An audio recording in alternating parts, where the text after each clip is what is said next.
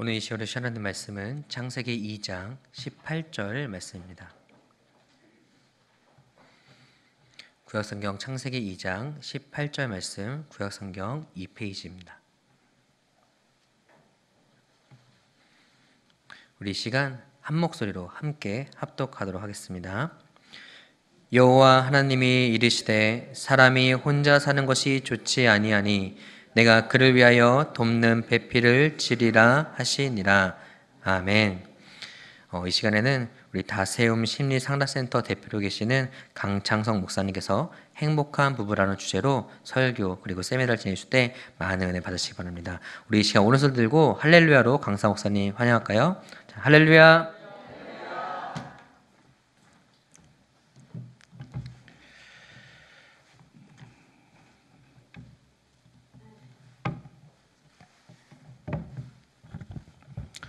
네, 안녕하십니까. 반갑습니다. 강창성 목사입니다. 네. 근데 조금 반칙인 것 같습니다. 네. 다른 데 가서 좀 덜 그런데 우리 서강교회는 와서 찬양하면서 제가 압도돼 버려가지고 원래 찬양 남수 집사님들이 서시나요? 매번 쓰시는 건가요? 특별할 때. 감사합니다. 오늘이 특별한 때군요. 네, 특별한 만큼 더 부담을 주시네요. 네. 아까 이제 찬양하는 모습을 보는데 처음에 서강교회 와서 저 이제 입구를 들어오는데 우리 자매님들만 로비에 계시더라고요. 그래서 남자들이 없네 이러고 들어왔는데 찬양하는데 안수집 사람들이 딱 서가지고 하는데 제 솔직한 심정은 뭐였냐면 압도됐다는 표현이랑 천상에 있는 군대를 보는 듯한 느낌이었습니다. 네, 좀 은혜가 되시나요? 네. 이 주변에 새가족 분들이 만약에 오셔서 이 찬양을 들었다면 아마 등록하지 않으면 못 베길 정도로 아주 힘 있는 찬양이었다고 생각합니다. 그런 찬양을 또 이렇게 특별할 때 들으실 수 있는 우리 성도님들이 참 복된 성도님들이라고 생각합니다. 자, 우리 옆 사람에게 인사하겠습니다. 잘 오셨습니다. 네, 감사합니다. 네, 2층에도 계시네요. 네. 네, 오늘은 가정 세미나 부탁을 받아서 행복한 부부라는 제목으로 사실 처음에는 강의라고 들었었다가 일단은 설교, 강의 같이 진행을 하도록 하겠습니다.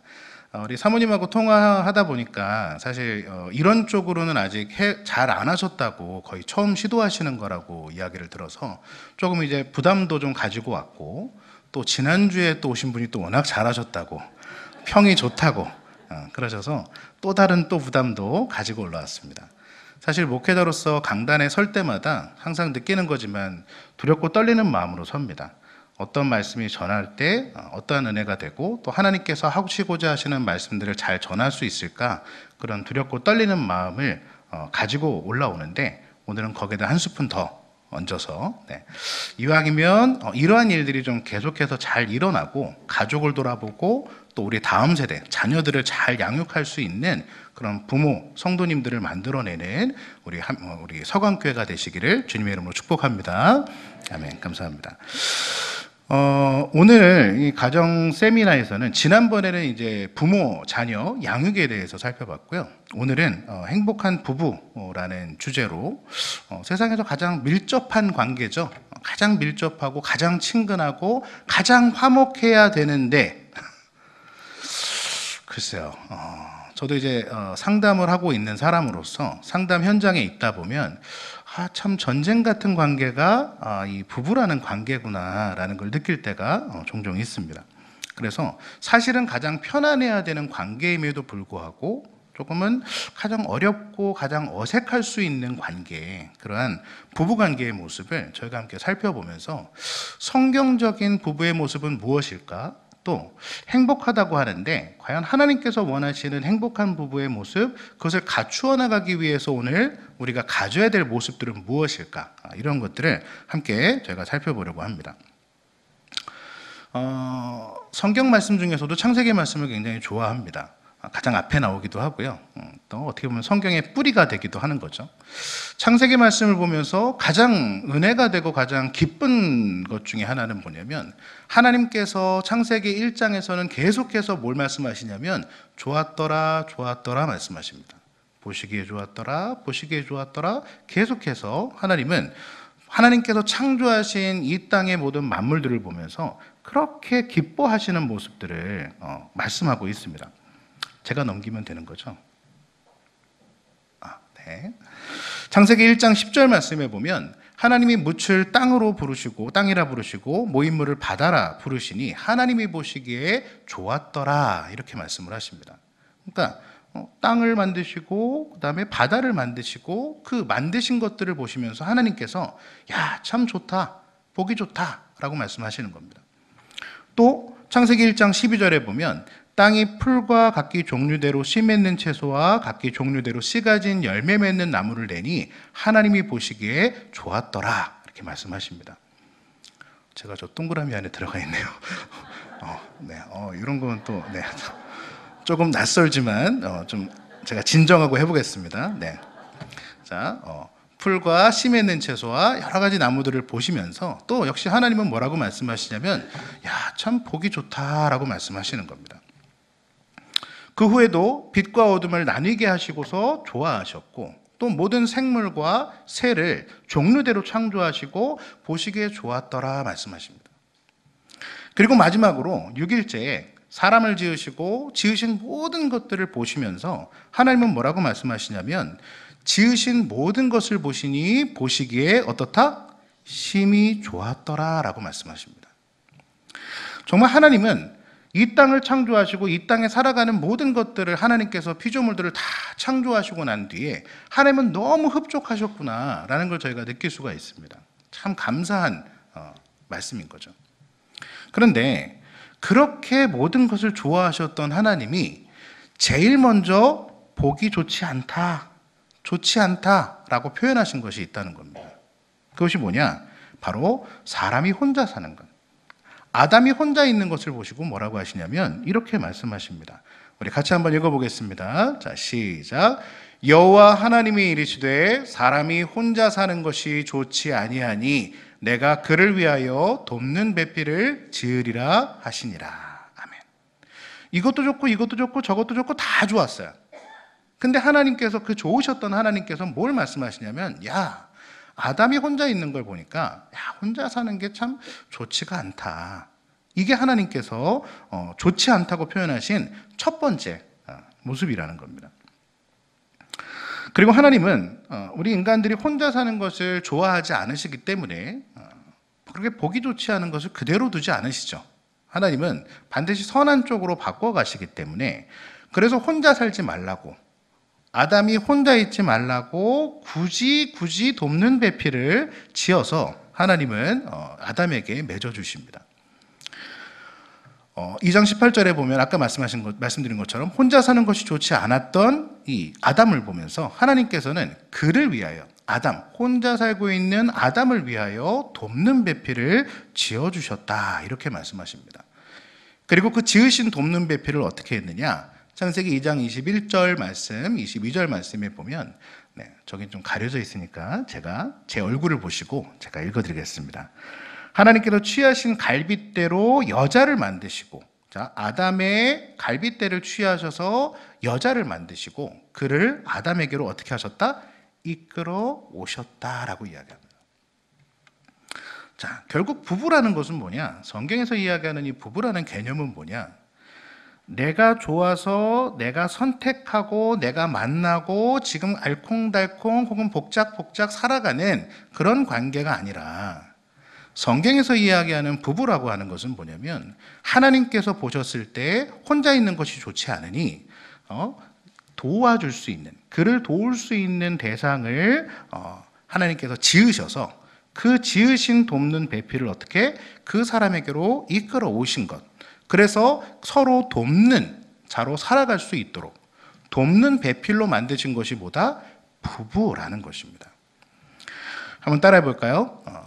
부부끼리 앉아 계시진 않잖아요. 자, 어딘가에 있을 또 나의 배우자 혹시나 또 청년이 계시진 않으신 것 같지만 혹시나 아직 결혼 안 하셨다면 어딘가에 또 하나님께서 나를 위해 만들어 놓으셨을 배우자를 생각하면서 한번 따라해 보겠습니다. 하나님께서 죄송합니다. 당신은 하나님께서 나를 위해 지으시고 나에게로 이끌어 오신 나의 돕는 배필입니다. 여러분 믿으십니까? 네. 하나님께서 지어주신 거예요. 하나님께서 이끌어 주신 겁니다. 내가 좋아서 그 사람의 외모를 보고 그 사람의 목소리를 듣고 그 사람의 외적인 것을 보고 내적인 것을 보고 내가 선택한 것이 아니라 누가 이끌어 오셨다? 하나님께서 이끌어 오셨다. 하나님께서 나를 위해 지으시고 내 갈비뼈 빼가서 저한테는 살을 좀 많이 채워주셨는데 자, 나를 위해 내 갈비뼈로 만들어주시고 그를 내게로 이끌어 오신 거예요. 자, 내가 선택한 것이 아니라 누가 나에게 보내주셨다? 하나님께서 내게 보내주신 사람. 내 옆에 있는 내 배우자, 내 가족, 나의 사랑하는 이 부부는 하나님께서 나를 위해 지으시고 나에게로 친히 이끌어 오신 하나님께서 맺어주신 관계. 그것이 바로 부부라는 개념인 것입니다. 제가 상담을 하면서 사람들을 많이 이제 지켜보는데 그 얘기를 좀 하고 가야겠네요. 어디 가서 이제 소개할 때 다세움 심리상담센터 대표 강창성 목사 그러니까 이상하게 보시는 분들이 계시는데 저는 교회에서는 상담 목사로 사역을 하고 있고요. 이제 평일에는 또 상담센터에서 사람들을 또 상담으로 돌보고 있는 그런 일들을 하고 있습니다.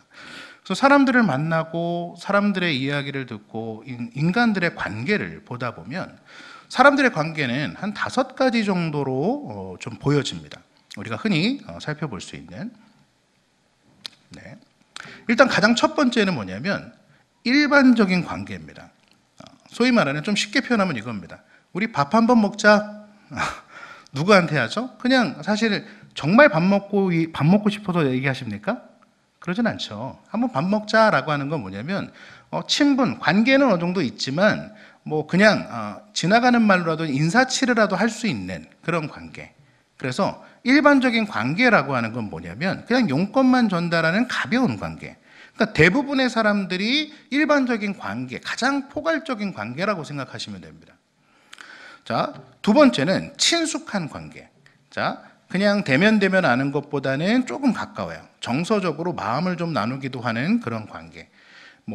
요즘 표현으로 하자면 약간 썸 탄다라고 할까요? 썸을 타고 약간 마음을 좀 주고받고 조금 더 진전이 된다면 약간 사귀는 관계? 약간 그런 관계가 조금 친숙해지는 애정의 단계입니다. 그 다음 세 번째는 밀접한 관계. 뭐겠습니까? 열정이 불타오르는. 그래서 정말 애인 관계, 정말 친한 이성 친구 관계. 또 교회로 치자면 목원과 목원들의 관계 조금 밀접해서 서로에게 기도를 해주고 서로 도움을 줄 수 있는 그런 관계입니다. 또 마지막이죠. 네 번째는 갈등적 관계. 자, 빨간색으로 갈등적 관계라고 표현했는데 사실 이 갈등적 관계는 조금 오랜 연인 사이라고 해야 될까요?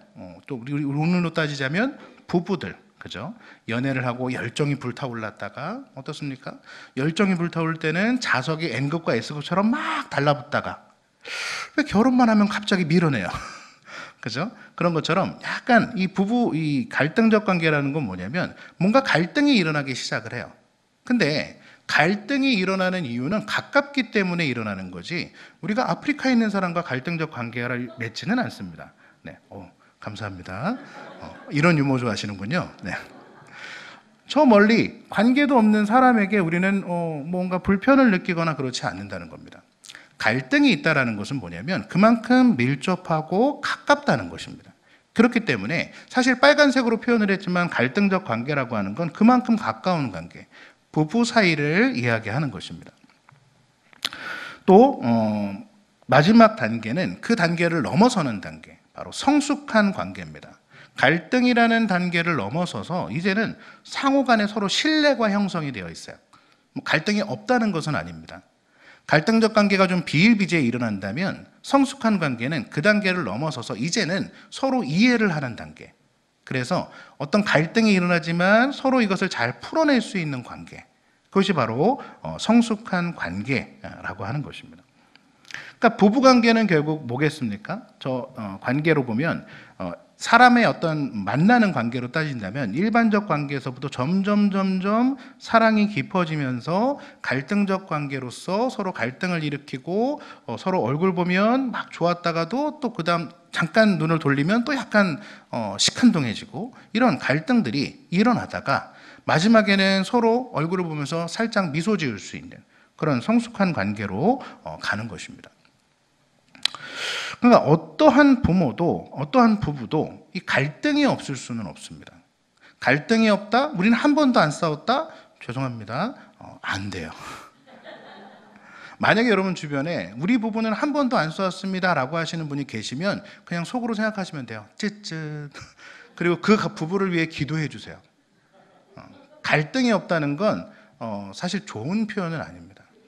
근데 한국 사회에서는 서로 억압하는 분위기가 있기 때문에 참는 거죠. 사실 참고 그냥 꾹꾹 눌러 담는 거지만 참으면 나중에 결국 어떻게 될까요? 참다가 뻥 터져버리죠. 그래서 사실 우리 부부는 한 번도 안 싸웠어요 라고 하시는 분들은 무슨 얘기냐면 다이너마이트를 가운데 끼고 살아가고 있는 거예요. 지금 웃으시는 분들이 약간 그쪽인가요? 일부러 싸우실 필요는 없어요. 일부러 싸우실 필요는 없는데, 일부러 갈등을 가져오실 필요는 없는데, 하지만 지금 갈등이 없이 그냥 억누르고 계시는 분이 계시다면 이제는 그것을 풀어내는 방법들을 익히셔야 됩니다. 그래서 갈등하고 싸우라는 것이 아니라 누르지 말고 표현하고 받아주고 그러한 관계들을 맺어 나가셔야 돼요. 그게 바로 지금 아까 말씀드렸던 5번째 성숙한 관계, 갈등을 넘어서서 갈등을 다룰 줄 아는, 갈등을 처리할 수 있는 능력을 가지는 것, 그것이 바로 건강한 부부, 또 오늘 이야기하자면 행복한 부부의 모습이다라는 것입니다. 그 성경을 봐도 갈등이 없는 부부는 아무도 없습니다. 자, 가장 최초의 부부였던 아담과 하와, 갈등이 있었을까요, 없었을까요? 있었습니다. 너무 큰 갈등. 제가 보기에는 이혼 도장 쾅 찍어도 사실 할 말 없는 그런 잘못을 누가 범했죠? 하와도 범했고 아담도 크게 범했습니다. 하와가 한 일은 뭐냐면 하나님이 하지 말라고 했던 선악과를 따서 자신의 남편에게 준 거. 잘못이죠. 하지만 그게 이혼까지 갈 사유는 아니고요. 자기가 정말 좋아하니까 자기가 좋아하는 거 함께 나누고 싶은 그런 마음도 있었겠죠. 자, 문제는 남편의 모습입니다. 아담의 모습입니다. 자, 다음 말씀 보면 창세기 3장 12절에 보면 아담과 하와가 선악과를 먹고 하나님의 눈에 띄었을 때 그 하나님 앞에서 보이는 아담의 태도 너무 실망적이지 않습니까? 여러분 이 말씀을 보고 여성분들 실망하지 않으신다면 여러분들은 너무 병적인 한국인의 심리를 가지고 계신 거예요. 꾹 참고 아무 말도 하지 않는. 사실은 저 말씀 보면서 막 분노 게이지가 막 이렇게 솟아오르셔야 됩니다. 저런 인간이 어떻게 최초의 아담이야, 최초의 사람이야 라고 막 분개하셔도 사실은 아담이 할 말이 없어요. 아담이 선악과로 인해 하나님으로부터 어떻게 보면 질책을 받았을 때 아담이 보인 반응은 뭐였냐면 이겁니다. 아담이 이르되 하나님이 주셔서 나와 함께 있게 하신 여자, 그가 하와가 나에게 열매를 줌으로 내가 먹었나이다. 너무 치사하지 않습니까? 지가 먹었다고 해야지. 그죠? 하와 앞에 딱 서가지고 하와 지켜주고, 죄송합니다, 하나님, 제가 먹었습니다. 우리 안수 집사님들 맞죠? 정말 군대같이 서가지고 아내를 보호해야 되는 그게 사실 남편의 역할인데 너무 비겁하게 뒤로 숨잖아요. 내가 먹었대. 먹긴 먹었대. 근데 왜 먹었어요? 여자가 내게 줘서 먹었어요. 그리고 더 신성모독. 누가 그 여자를 줬어요? 하나님이 주셨대요 또. 이건 진짜 완전히 다 죽이는 거죠. 하와도 죽이고 하나님도 공격하고 있는 그런 모습입니다. 너무 안타까운 모습이죠. 자, 이런 아담과 하와의 모습도 역시 서로 간의 갈등이 있죠. 만약에 여러분이 하와의 입장이었다면 아담의 저 이야기를 듣고 이야 정말 내 남편 최고다. 모든 것을 합리적으로 보는 내 남편 진짜 최고야 이렇게 말씀하실 분 없으시리라 믿습니다. 네. 정말 실망하고 그리고 그런 남편을 내가 믿고 따라야 되나 하는 어떤 그런 마음의 불편함들이 생길 수밖에 없는 겁니다. 이 말씀만 봐도 아담과 하와 사이에도 갈등이 있었습니다. 물론 그 이후에 이런 갈등에 대한 이야기들을 성경에서는 이야기하고 있지 않기 때문에 굳이 성경이 말하지 않는 부분을 더 말씀드리진 않겠습니다. 하지만 제가 상담을 하고 사람의 마음을 연구하고 부부 상담을 많이 하다 보니 이런 경우에는 10중 8구 상담소를 찾아오게 되어 있습니다. 그리고 뭐라고 하냐면 이 인간 좀 보라고 막 하소연을 하는 그런 모습들이 나타나게 된다는 갈등이 있다는 거죠. 최초의 아담 모든 동물들의 이름을 지을 정도로 정말 대단했던 사람이었지만 역시 부부간의 갈등이 살아있다는 것입니다. 오늘 남편분들을 공격하는 건 아닙니다. 오해하지 마시고 두 번째로 제가 예로 드리고 싶은 사람이 바로 아브라함과 사라입니다. 여러분 아브라함은 어떤 사람이죠? 믿음의 조상, 그렇죠? 믿음의 조상. 그러니까 아브라함이 얼마나 대단한 사람입니까? 아브라함은 모든 존경을 받는 사람이었습니다. 그런데 그 아브라함과 사라 사이에 갈등이 있었을까요? 없었을까요? 있죠. 아브라함은 제가 보기에는 아담보다 더 심합니다. 아마 그 아담의 피가 이렇게 물려지기 때문에 그러지 않을까요? 자, 너무나도 죄송해요. 더 치사한 사람. 자, 아브라함의 모습입니다. 아브라함이 창세기 12장 12절과 13절 말씀에 보면 이렇게 이야기합니다. 아브라함의 마음의 불안, 여러분 아시겠죠? 자, 애굽 땅으로 들어가면서 너무 불안한 거야. 왜 불안하죠? 너무 예쁜 내 아내 때문에. 누가 죽을까 봐? 내가 죽을까 봐. 참 인간의 이기성이란 이렇게 심각합니다. 자, 너무 예뻐서 얼마나 좋아했겠어요. 그죠? 아브라함이 아마 평생의 자랑이었을 겁니다. 내 아내 너무 예쁘다. 너무 사랑스러운 아내. 그 아내를 정말 껴안고 아마 난리부르스를 쳤을 겁니다. 근데 애굽 땅에 들어가고 그 아내가 나에게 어떤 위기를 주는 그런 사람으로 탈바꿈했을 때 아브라함은 그 아내를 돌보지 않았어요. 너무 안타까운 모습입니다. 아브라함이 아브라함이 사라에게 이야기를 합니다. 이야기하는 건 좋은데 이야기의 내용이 뭐냐면 이거예요. 그의 아내라여 나는 죽이고 그대는 살릴 것이다. 나는 죽고 너는 살 거야. 그러니까 어떻게 해라? 원하건대 그대는 사라 아내에게 나의 누이라고 해. 내 아내라고 하지 마. 그러면 나를 죽일 거야. 그러면 너 그냥 나의 아내라고 하지 말고 내 누이라고 해. 우리 틀린 말 아니잖아. 누이 맞잖아. 그냥 누이 맞으니까 이번에만 우리 눈 딱 감고 그냥 누이라고 하자. 아브라함은 그렇게 이야기하는 겁니다. 여러분 사라가 마음속에 무슨 마음이 들었을까요? 야, 내 남편 한번 살려보자. 그래, 내가 한번 희생해보자. 이 마음이었을까요? 아마 그 마음에 받은 상처는 아마 굉장히 컸을 겁니다. 더군다나 아브라함은 그런 상처를 또 줬잖아요. 그죠? 계속 반복해서 일어났습니다. 그리고 오늘 다룰 내용은 아니지만 부모가 보여준 그 모습이 자녀에게 똑같이 나타나요. 아브라함에게서 이삭에게로, 이삭에게서 또 그 다음 아들에게로 계속 이 똑같은 모습으로 정말 토시 하나 안 틀리고 그대로 자신의 자녀에게로 넘어갑니다. 그게 가족에서 일어나는 모습이에요. 그래서 여러분들이 지난 시간에 부모 자녀 양육을 배우셨지만 부모가 바로 서 있어야 자녀는 부모로부터 그 믿음의 유산을 물려받는 겁니다. 그래서 부부관계도 굉장히 건강하게 세워져야 되는 것입니다. 그래서 아브라함이 결국 사라에게 이야기한 건 뭐냐면 너 나의 누이라고 해. 그렇게 하고 누이라고 실제로 이야기를 합니다. 내 목숨이 너로 말미암아 살 거야.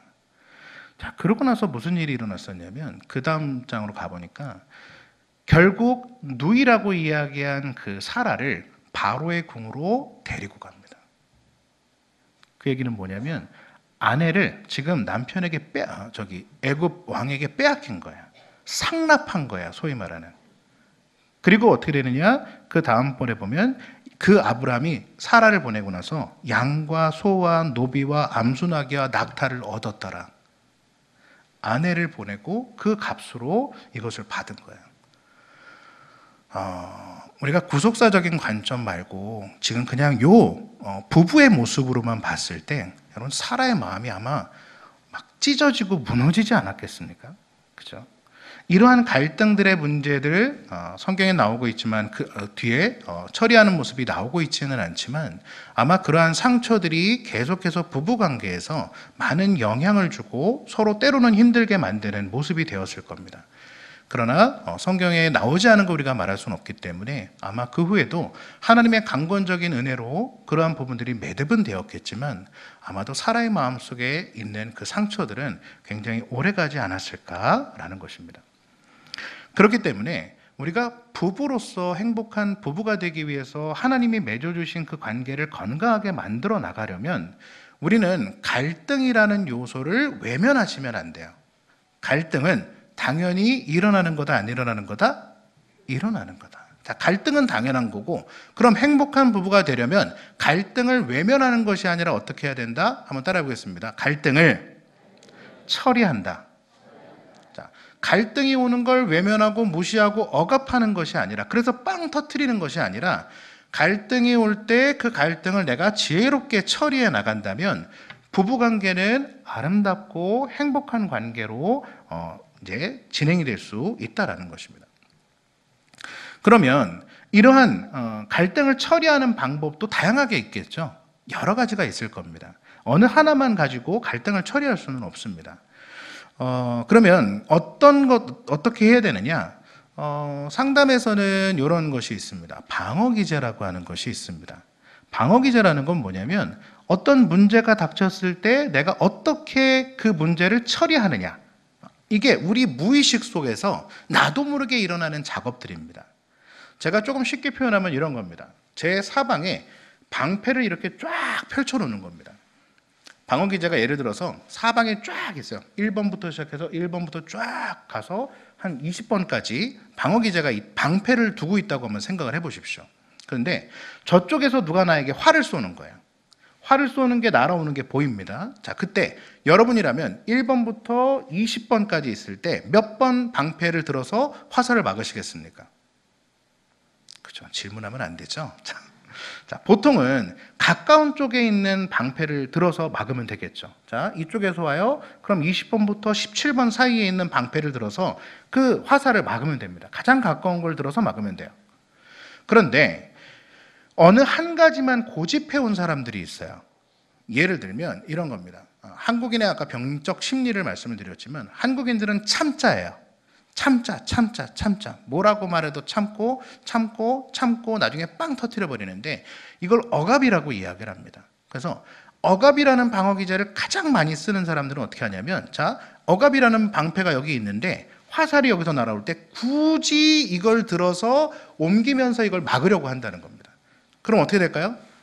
핑! 이미 화살은 맞고 방패가 가겠죠.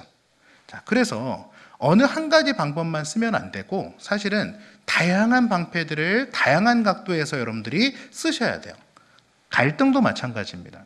부부의 갈등이 어떤 방향에서 오느냐에 따라서 적절한 방패를 들어서 이 갈등들을 처리하셔야 된다라는 겁니다. 제가 저기 행동화에 빨간색 표시를 해놨는데 하나의 사례가 있습니다. 한 젊은 여성분을 이제 상담을 하게 됐는데 이분이 굉장히 모델 같고 예쁘신 분이었어요. 그리고 자존감이 굉장히 높아야 되는데 사실 그러지 못하신 분이긴 했습니다. 근데 이분이 상담소에 와서 어떤 말씀을 하시냐면 상담소에 오기 전날 자기 남자친구랑 자기 집에 같이 있었는데 경찰을 불러서 구속시켰다는 거예요. 그래서 무슨 뭐 안 좋은 일이 있으셨습니까? 그랬더니 그분이 뭐라고 하시냐면 이러는 거야. 남자친구 핸드폰을 봤대요. 근데 여자 이름이 보였대요. 그래서 경찰을 불렀대요. 이해가 안 되시죠? 자, 여러분 경찰을 부르면 어떻게 하겠습니까? 경찰이 출동을 하고 어떤 일이 일어나고 뭐 어떤 일들이 있겠죠. 그러니까 행동화라는 방어 기제는 뭐냐면 어떤 일이 있을 때 뒷일을 생각 안 해요. 이 일이 내가 한 행동이 어떤 결과를 낳을 것인지 생각이 없어요. 그냥 어떻게 하냐면 그냥 일단 저지르고 보는 거야. 그래서 이분이 경찰을 불러서 쫓아낸 다음에 나중에 와서 그래요. 정수기 렌탈 그 담당자였대요. 그날 오는 것 때문에 했는데 자기가 나중에 경찰에 보내고 씩씩대고 다 한 다음에 나중에 그 얘기를 듣고 이제 화해하는 절차가 있었던 겁니다. 근데 이런 일들이 한두 번일까요? 저분은 계속해서 저 행동화의 방어 기제들을 많이 써요. 그러니까 가까이 있던 사람들이 나중에 못 버텨요. 그래서 계속 남자친구가 바뀌는 그런 일들을 저분은 또 고통으로 당하고 있던 분이었습니다.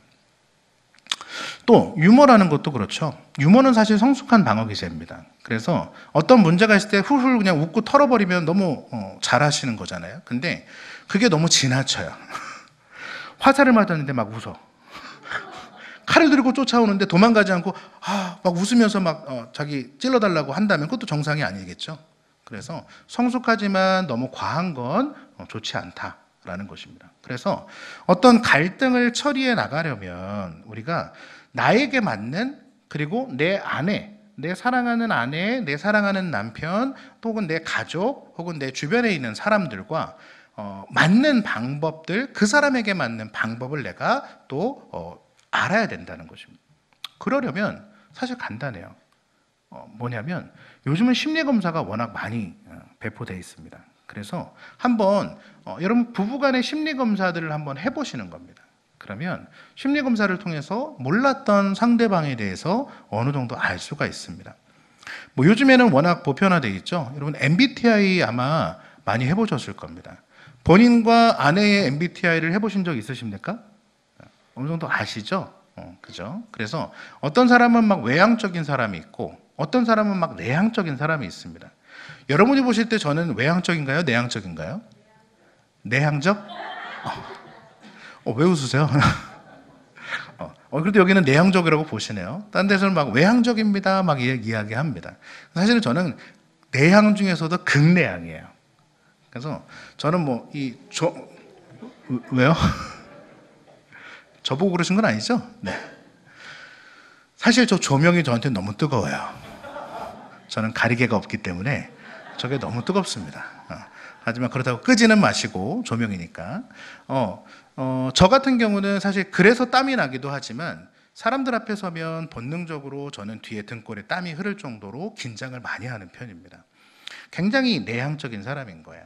하지만 환경 속에서 제가 강의를 해야 되고 또 목회자로서 설교를 해야 되고 또 사람들 앞에 서서 또 그런 일들을 해야 되기 때문에 어떤 제가 만들어진 훈련된 외향성을 가끔 보이긴 하지만 아마 저는 이 예배를 마치고 나가게 되면 제 차에 쪼그리고 앉아서 굉장히 마음의 편안함을 느낄 겁니다.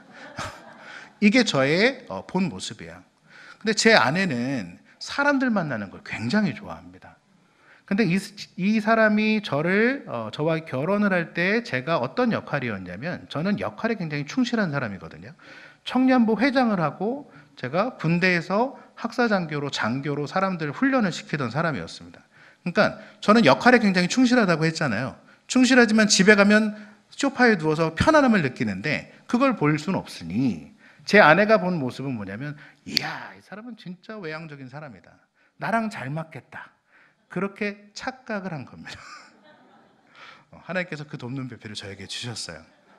그래서 나중에 결혼하고 나니까 이 인간이 계속 소파에만 붙어 있거든요.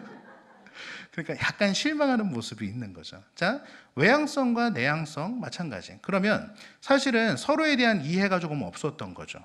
그렇죠? 아내는 저에 대한 이해가 좀 부족했던 거고. 또 J와 P로 대표되는 게 뭐냐면 이런 겁니다. 얼마나 계획적이냐? P는 계획적이지 않고 그냥 닥치는 대로 하는, 그냥 임기응변에 강한 사람을 이야기합니다. 똑같이 부부로 살아가지만 계획적인 사람이 있고 임기응변이 능한 사람이 있습니다. 저는 사실 계획적인 사람에 속하거든요. 그래서 뭐 어디 여행을 간다 그러면 출발하는 것부터 시작해서 돌아올 때까지 제가 다 계획을 잡고 그래야 제 마음에 안심이 돼요. 분명히 처음 가는 곳인데 워낙 인터넷으로 너무 많이 봤어. 그래서 너무 익숙한 그걸 저는 사실 안정감으로 느끼는 사람입니다. 근데 예전에 어떤 분하고 대화를 하는데 그러는 거예요. 그분이 상담하러 나오기 전에 나왔는데 집 앞에 나와서 버스를 타려고 하는데 그 날씨가 너무 좋더래요. 막 구름이 파란 하늘에 하얀 구름이 탁 떠가는 모습을 본 거예요. 이분이 어떻게 했냐면 바로 김포공항으로 갔대요. 그래서 바로 그 얘기를 하는데 제가 상담소에서 가슴이 막 두근두근 거리기 시작하는 거야. 왜? 저와 너무 다르니까. 저 같으면 이럴 거예요. 만약에 그런 생각이 들었으면 바로 어플 켜가지고 어디를 가야 될지 장소를 선택하고 숙소를 정하고 아마 그랬을 겁니다. 근데 이 친구는 하늘을 보더니 좋네, 김포공항 바로. 김포공항 가서도 갈 때까지도 아무것도 안 찾아봤어요. 그냥 김포공항 가서 거기 이렇게 저런 화면이 딱 떠 있잖아.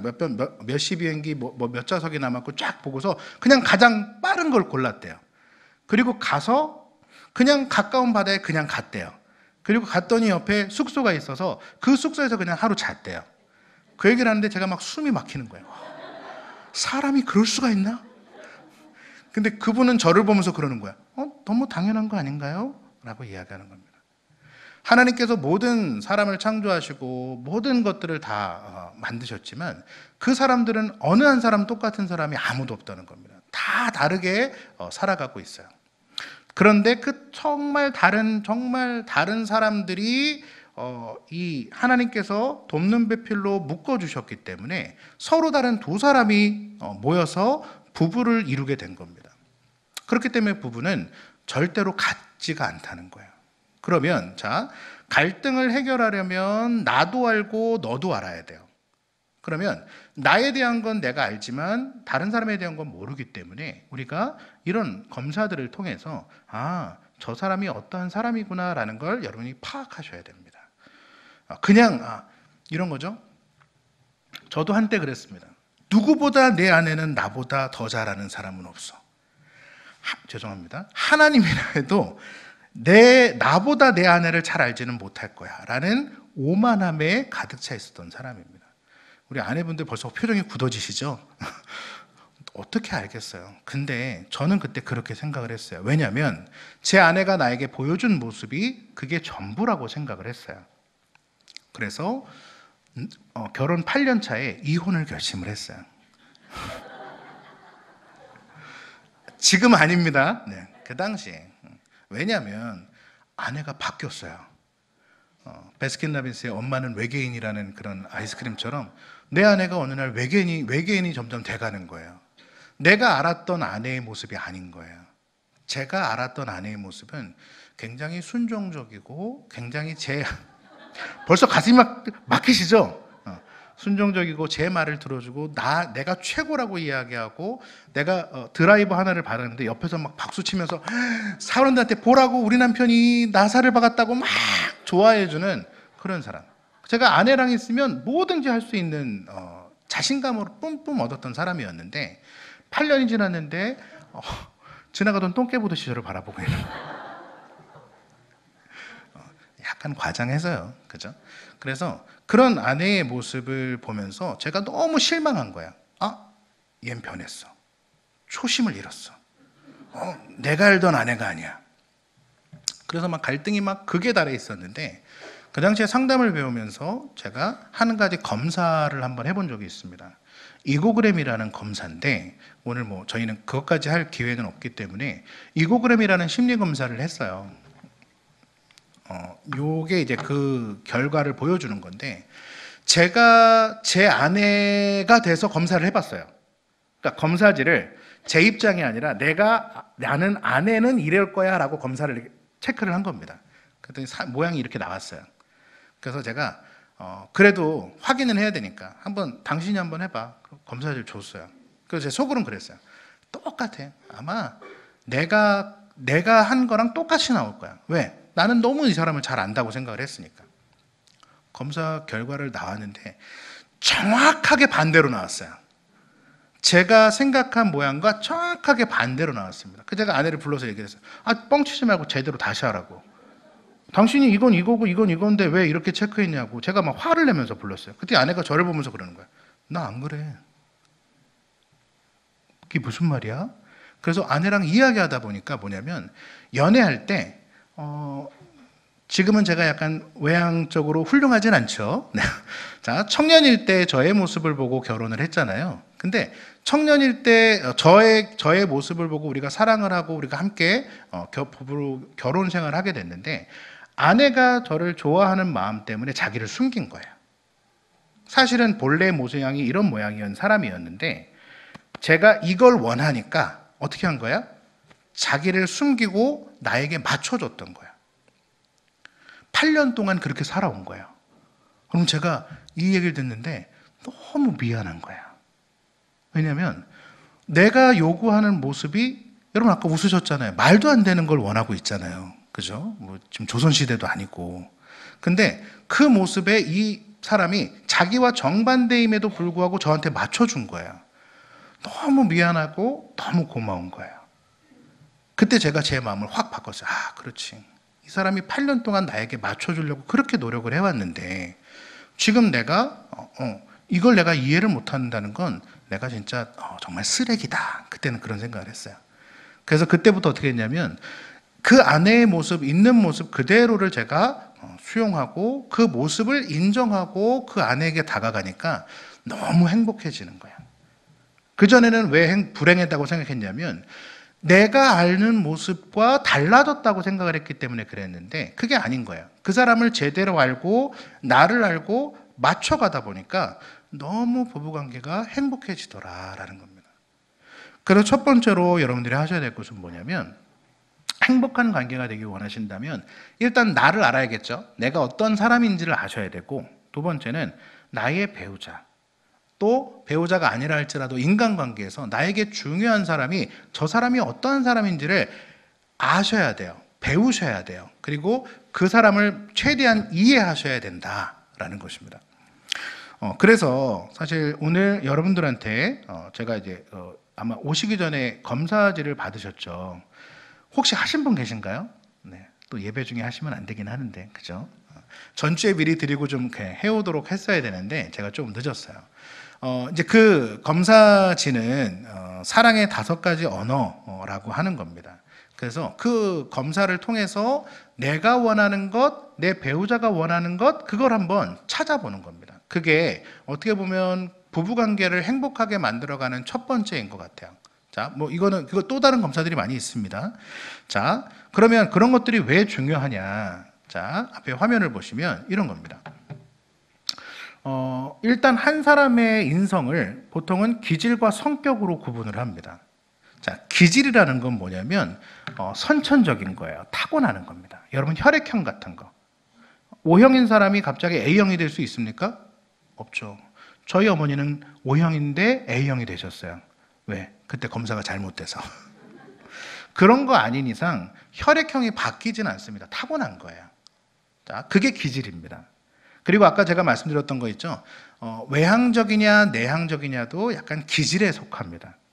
그래서 저는 제가 군대를 장교로 가고 정말 사람들 앞에서 유격 훈련도 제가 인도해보고 강의도 하고 설교도 하고 수많은 사람들 앞에 서보지만 그럼에도 불구하고 내 안에 더 편한 기질은 뭐냐면 혼자 있는 거. 사람들 앞에 서는 게 긴장이 되는 거. 그게 저의 기질이에요. 이거는 바뀌지 않아요. 훈련에서 겉으로 그렇게 보여질 뿐이지 사실 내 안의 기질은 바뀌질 않습니다. 성격은 만들어지는 거야, 후천적으로. 자, 그런데 상담소에 자녀 상담을 의뢰해서 부모님들이 오실 때 혹은 부부 상담으로 아내분, 보통 사실 상담소에는 여자분들이 많이 오시거든요. 남자들이 자진해서 오는 경우는 제가 2번 봤어요. 많은 사례들 중에 한 2번 정도. 그 외에는 여성분들이 오는데, 자, 엄마가 자녀 때문에 혹은 아내가 남편 때문에 상담소를 찾아오시는데, 그때 이분들이 하시는 공통적인 건 뭐냐면, 저 인간 좀 바꿔달라는 거야. 저 인간이, 예를 들어, 아까 제로 따진다면, 저 인간이 내향적이니까 외향적으로 바꿔주세요라고 하는 거야. 내 딸이 이런 문제가 있는데 이렇게 바꿔주세요라고 하는 겁니다. 근데 그걸 들어가 보면 대부분은 선천적인 거, 기질, 바뀌지 않는 거, 가지고 있는 기질을 바꿔달라고 이야기하시는 거예요. 자, 여러분들 이제 요거를 보셨으니까 자, 여러분들이 만약에 여러분의 자녀나 혹은 배우자를 바뀌길 원하신다면 기질을 바꿔야 될까요? 성격을 바꿔야 될까요? 성격. 기질은 타고나는 거, 저 타고난 거에다가 뭔가가 더해져서 성격으로 만들어진 거기 때문에 여러분들이 마음에 들지 않는다면 성격을 바꾸셔야 돼요. 그러면 성격을 만들어내게 만드는 중간에 들어가는 게 뭐냐면 환경입니다. 환경. 자, 어렸을 때 나의 부모, 형제, 그리고 커서는 내 주변에 있는 내 배우자. 자, 이런 사람들이 환경이에요. 타고난 기질에 내 옆에 누가 오느냐, 그 사람이 나에게 어떻게 반응해 주느냐, 이거에 따라서 성격으로 만들어진다는 겁니다. 그러니까 여러분들이 자, 누군가의 성격을 바꾸기를 원하세요. 배우자가 어떤 문제가 있는데 그 문제를 바꾸기를 원하세요. 그러면 기질이 아니라 성격을 바꾸기를 원하시는 거고, 그 성격을 바꾸려면 여러분이 건드려야 될 건 뭘까요? 환경. 그렇죠. 그 사람의 타고난 것을 영향을 주고 있는 저 환경을 여러분들이 고치셔야 돼요. 그러면 자동적으로 그 사람의 성격은 바뀌게 되어 있다는 겁니다. 제가 최근에 놀라운 사례를 하나 말씀드린다면, 어떤 부모님이 이제 자녀의 문제 때문에 오신 겁니다. 그래서 자녀의 문제가 있으니 자녀를 바꿔주세요라고 하는 거예요. 그러면 상담사 입장에서는 사실 보여요. 야, 아빠가 문제가 있구나. 엄마가 문제가 있구나. 근데 그걸 말하면 그분이 이해를 못 하잖아요. 그래서 자녀 데리고 오시라고. 자녀와 이야기를 해봤어요. 그랬더니 아니나 다를까 역시 자녀는 부모에게 굉장히 억압되어 있고 또 부모가 어떤 실수들을 한 것을 자녀는 마음속에 상처로 담아두고 있는 겁니다. 자, 그러면 이제 부모를 부르는 거야. 부모를 불러서 이제 얘기를 해주면, 자녀의 이야기를 해주면 이 부모님이 받아들이시는 분이 있고 조금 힘들어하는 분들이 계세요. 자기는 문제가 없다고 생각을 했었으니까. 자녀를 상담소에 보내려고 왔는데 자기가 상담을 받게 되니까 이게 좀 부담이 되시는 거예요. 근데 정말 놀라운 건 한 아빠가 그냥 상담을 받겠다고 했어요. 자기가 들어보니까 맞는 것 같아. 자기 딸이 어떤 문제가 있는데 그게 내가 그렇게 대했던 것 같아요. 그게 느껴진 거예요. 그래서 오셨어요. 그래서 상담을 통해서 이제 이런 거죠. 딸을 바꾸러 왔다가 아빠가 자기를 바꾸기 시작을 했어요. 자, 아까 좀 전에 그 화면 다시 한번 보여주시면, 아빠는 딸의 기질을 바꾸고 싶고 성격을 바꾸고 싶어서 왔는데 그냥 딸을 밀어넣은 거예요.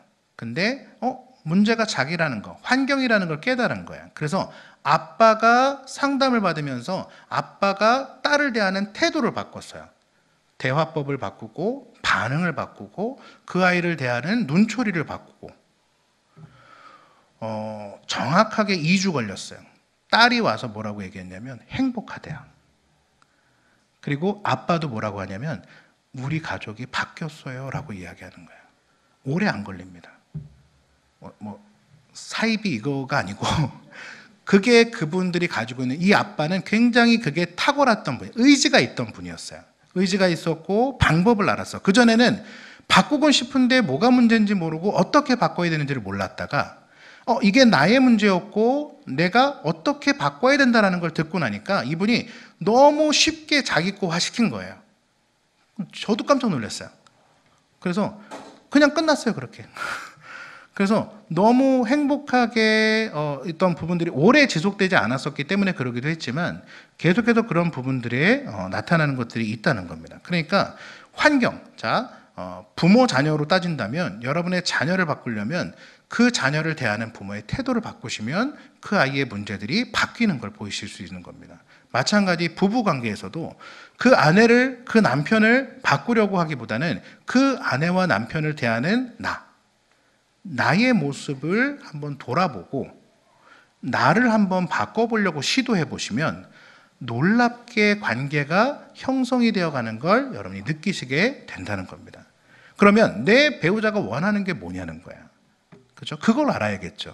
자, 오늘 검사했던 이 5가지 사랑의 언어라고 하는 검사는 내가 배우자에게 원하는 것이 뭐냐라는 겁니다. 자, 보시면 인정하는 말, 함께하는 시간, 선물, 봉사, 스킨십 이런 것들이 있습니다. 뭐 지금 검사하지는 마시고요. 너무 늦어서. 제가 저한테 주어진 시간이 길어야 이제 10분 정도 남았기 때문에 여러분들이 그 검사진을 한번 가져가셔서 오늘 얘기를 들어보시고 내가 원하는 것이 뭐였구나. 내 남편이 원하는 것이 뭐였구나. 혹시 부부가 오셨다면 검사진을 본인 것과 배우자 것 두 개를 받아가셔서 혹시 믿지 않는 분이라도 그냥 검사니까 한번 해보시고 한번 참고하시면 좋을 것 같습니다. 자, 5가지의 언어가 있는데 첫 번째는 뭐냐면 인정하는 말입니다. 인정하는 말. 자, 이것은 뭐냐면 내가 배우자에게 뭘 받고 싶냐면 나를 인정해줘. 아까 제가 그랬잖아요. 드라이버 하나 받았더니 막 아내가 우리 남편 최고야. 우리 아빠는 나사 하나 못 받고 왔는데 당신은 막 이런 것도 하고 별거 아니고 그냥 못 박는 거였거든요. 나사 받고. 근데 그 얘기를 듣는데 제가 세상에 그런 인정을 받아본 적이 없는 거예요.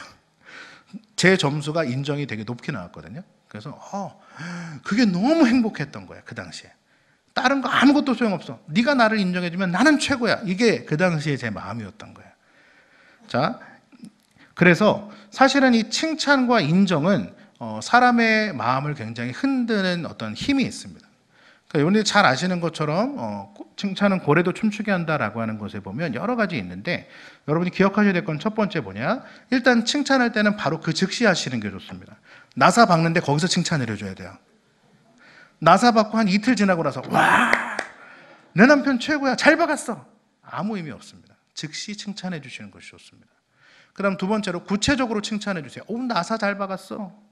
왜 이 사례가 나왔는지 모르겠는데 구체적으로 근거를 가지고 칭찬해 주시는 것이 좋습니다.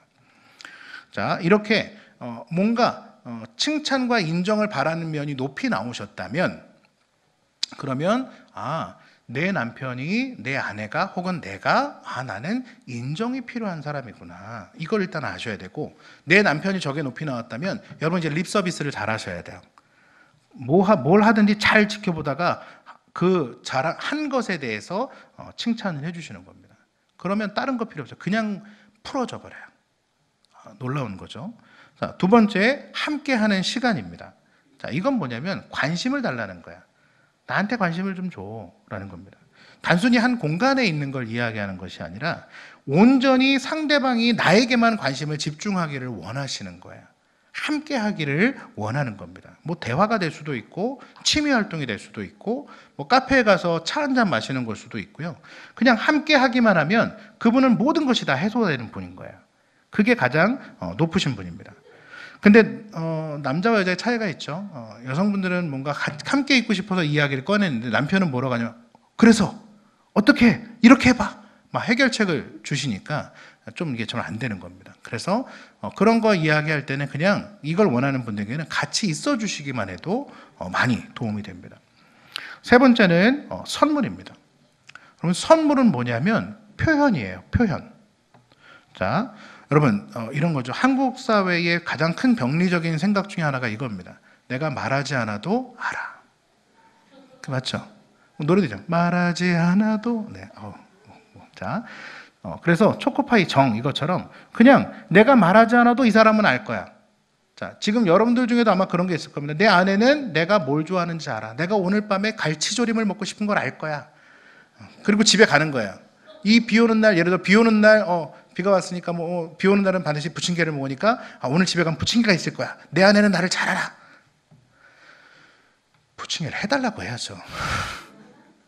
표현해야 알죠. 그죠? 여러분 하나님도 표현하기를 원하셨습니다. 맞습니까? 여러분 하나님은 모든 것을 다 아시는 분이시잖아요. 그러면 우리가 말하지 않아도 아셔야 되잖아요. 근데 하나님은 끊임없이 성경에서 뭘 이야기하냐면 기도하라는 거예요. 기도는 뭐예요? 하나님과의 대화잖아요. 하나님께 나의 어려움을 아뢰고 나의 요구사항을 하나님께 아뢰는 거예요. 자, 왜? 하나님이 모르시니까? 아닙니다. 아세요. 아심에도 불구하고 하나님은 뭐냐면 우리가 표현하기를 원하세요. 기도하기를 원하시고 찬양하기를 원하시고 이렇게 예배자리에 나와 앉아있기를 원하시는 거예요. 그게 하나님을 사랑하는 표현임을 하나님은 아시는 거예요. 근데 우리는 하나님께 나와서 찬양하고 기도하고 예배하면서 내 배우자에게는 다가가지 않고 표현하지 않아요. 내가 뭘 좋아하는지를 표현하지 않는다는 겁니다. 그래서 어떤 분들 같은 경우는 이런 경우도 있어요. 결혼기념일에 정말 반지가 받고 싶은데 20년 동안 기다렸대요. 누가 문제입니까? 말하지 않았어요. 뭐 사줄까? 아무 말도 안 해요. 그러니까 20년 동안 반지를 안 사준 거예요, 남편은. 아내분은 그 20년 동안 꽁꽁 묶어주다가 20년 만에 그거 가지고 이제 대판 싸우게 된 거죠. 너무 가식적인 웃음인데. 자, 거의 끝나갑니다. 네. 자, 그래서 이런 표현이라는 것은 뭐냐면 지금 선물이라는 것은 뭐냐면 때로는 필요하다면 여러분 직접 남편에게 그냥 문자로라도 보내세요.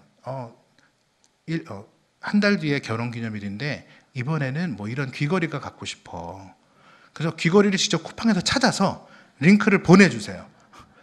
그러셔도 돼요, 여러분. 왜? 그분은 선물을 받아야 되는데 근데 표현하지 않았기 때문에 받아본 적이 없어요. 그래서 그렇게라도 해서 받아내셔야 돼요. 이상한 분란이 일어나진 않기를 바랍니다. 네. 자, 그 다음 봉사.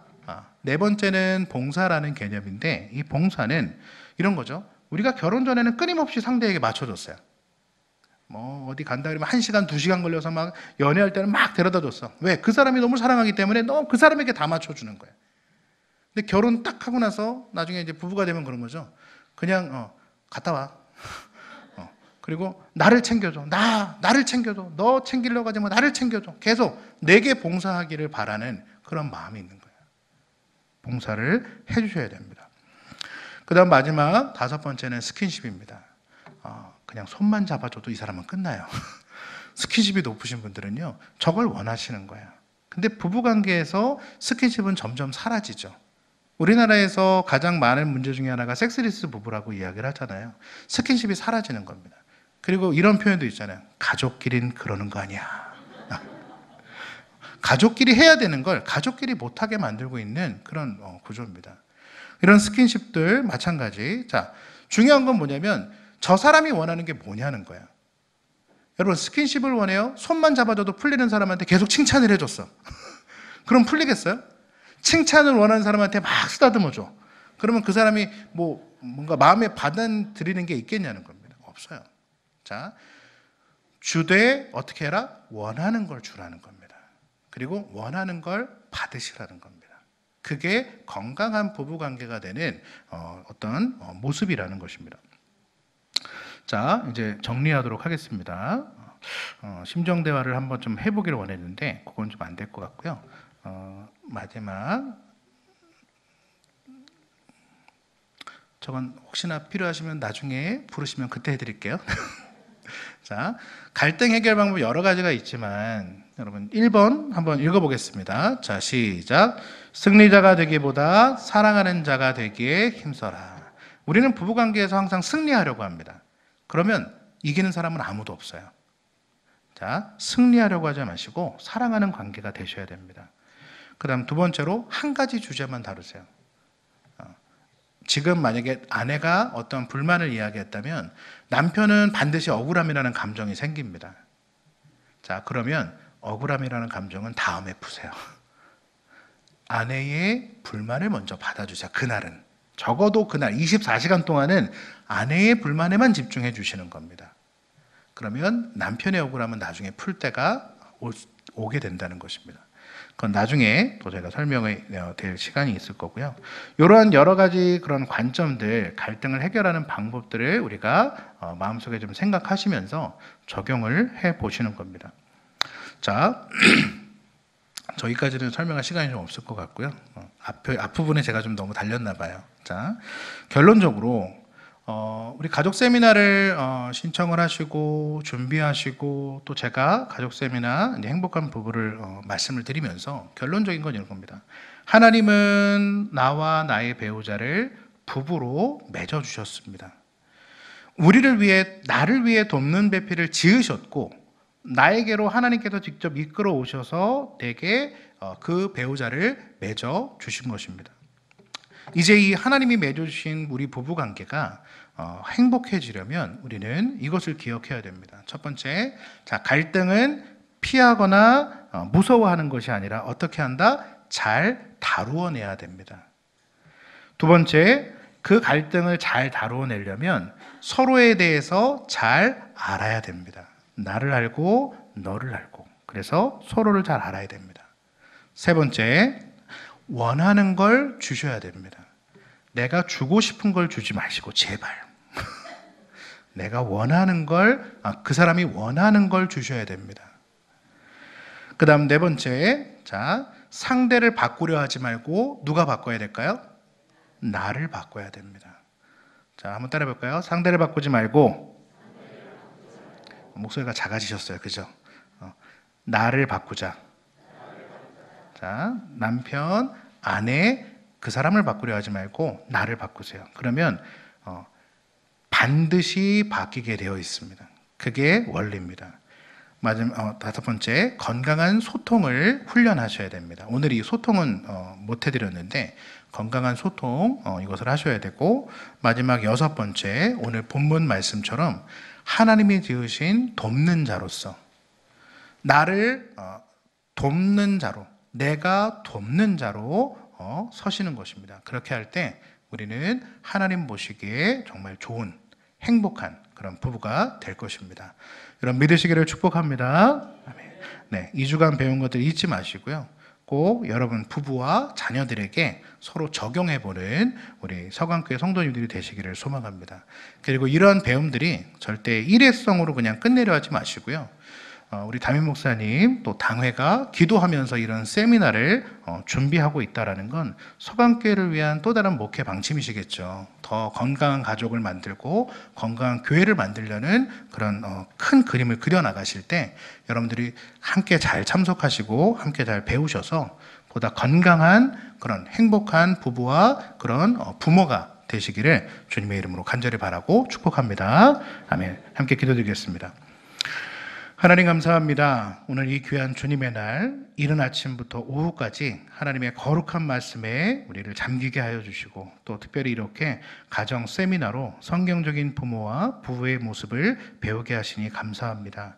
하나님, 나를 위해 준비해 주시고 나를 위해 이끌어 오신 나의 배우자, 그래서 내게 맺어주신 나의 돕는 배필을 하나님 더 사랑하기를 원합니다.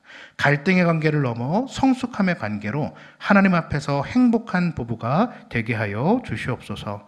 우리 성도들을 위해, 교회를 위해 불철주야 기도로 섬기시는 우리 담임 목사님과 사모님, 또 모든 당회원들과 우리 서강교회를 축복하셔서 이 지역 일대에 좋은 소문나는 교회가 되게 하여 주시고 날마다 부흥하고 성장하는 교회가 되게 하여 주시옵소서. 우리가 드리는 예배와 기도를 하나님께로 응답하실 줄로 믿사오며 이 모든 말씀 우리 구주 예수 그리스도의 이름으로 감사하며 기도드리옵나이다. 아멘.